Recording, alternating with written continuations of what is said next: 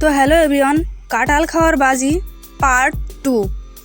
বিক্রেতা: ব্যাপারীর ক্ষতি করো না, কাঁঠাল আজ দাহা, দামও তাই বেশি। আর তুমি যদি একলা একখান খাইবার পারো তাহলে তোমারে 2 হান কাঁঠালই মাগনা দিমো। নদু বলল, কথা হাসা তো, কথার নড়চড় ওইব না তো? বিক্রেতা: না, তা হইব না। এইখানে বইয়া যদি একখান কাঁঠাল খাইবার পারো তাহলে আর একখান দিমু, বিনা পয়সায় দিমু। নদু কাঁঠাল খেতে বসে, টপাটপ বড় বড় রসালো রোয়া মুখে পুরে দিতে থাকে। অর্ধেক খাওয়ার পর বলে, একটু পানি খাবো, এই যে আমাগো বাড়ি যামু আর আমু।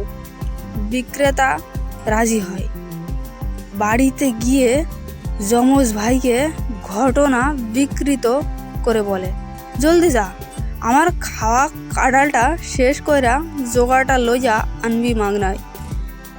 মিনিট 2 পরে গদু গিয়ে কাঁঠাল খেতে বসে এবং তা শেষ করে।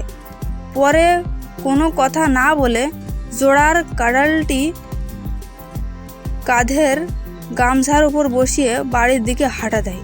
বিক্রেতা রহস্য বুঝতে পারে না, হা করে তাকিয়ে থেকে বলে, শালা রাক্ষসের বাচ্চা নাকি।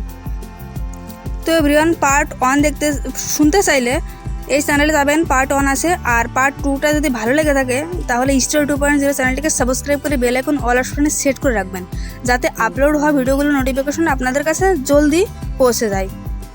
ধন্যবাদ।